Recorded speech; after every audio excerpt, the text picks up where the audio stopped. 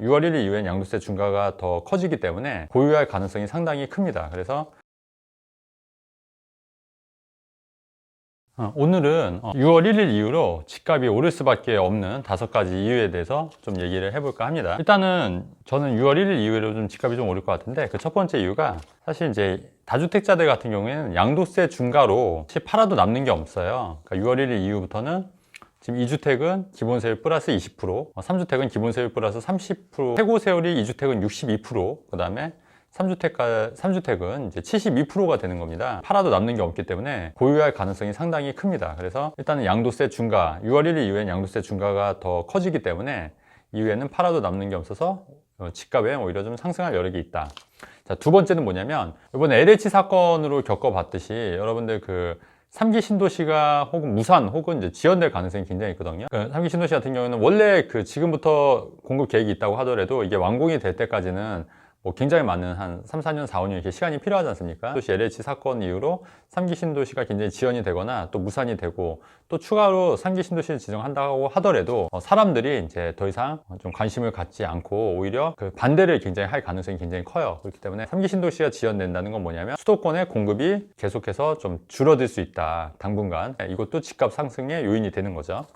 자, 세 번째는 뭐냐면 대출 한도 해제가 지금 슬슬 나오고 있죠. 그러니까 지금 뭐 무주택자들 같은 경우에는 대출 한도를 좀 줄여야겠다 이런 얘기가 나오고 있고, 실제로 선거에서도 이제 공약상으로 나오고 있어요. 지금 요번에 선거에서 이제 결과는 좀 있어 봐야겠지만 저는 요번에 서울시장은 오세훈 대표가 될 거란 제 생각은 그래요. 그래서 오세훈 대표가 되고, 그렇다고 하면 여당도 정치적으로 좀 더 이렇게 표를 끌어야겠구나. 사람들이 원하는 게 대출 제한 해제거든요. 사실 정책도 좀 수정될 여지가 있다. 현재 금리가 대출 금리가 오르고 있긴 한데 그래도 이제 저금리인 건 맞잖아요. 그래서 대출 제한이 해제가 되면 이것도 집값 상승의 요인으로 작용할 수 있다는 거죠. 자, 네 번째는 뭐냐면 이제 서울시장이 오세훈 서울시장이 되고 부산도 지금 야당에서 될 가능성이 크다고 하면은 원래 그 야당에서는 재건축 재개발을 여당만큼 이렇게 막진 않았거든요. 재건축 재개발에 기대감이 상당히 올라올 수 있다. 특히 강남권 그리고 목동, 그다음에 뭐 상계동 이런 쪽에 재건축 기대감이 있게 되면은 이것도 이제 집값 상승의 요인으로 작용할 수가 있다는 얘기입니다. 다만 그 재건축 같은 경우에는 단기적으로 집값이 오른다고 해서 재건축을 반대해야 되는 건 아닌 것 같아요. 왜냐하면 재건축을 단기적으로 집값 상승의 요인이긴 하지만 중장기적으로 봤을 때는 재건축 단지를 통해서 서울 핵심 지역의 공급이 늘어날 수 있기 때문에 집값 안정에 중장기적으로 도움이 될 수 있다. 따라서 재건축 재개발을 무조건 막는 것보다는 이렇게 재건축 재개발을 좀 풀어줘서 좀 자발적으로 활성화가 될 수 있게 하는 게 오히려 집값 안정에 도움이 될 수 있다. 이렇게 생각을 합니다. 다섯 번째는 뭐냐면 코로나 이후로 그 보복 소비가 굉장히 증가할 것 같아요. 지금 코로나 같은 경우에는 지금 거의 이제 터널의 끝이 보이지 않습니까? 그렇다고 하면 우리나라도 이제 백신을 접종하고 지금 아직 백신을 많이 늦고 있긴 한데요. 그래도 그렇게 되면 사람들이 이제 한꺼번에 몰려서 이제 보복 소비가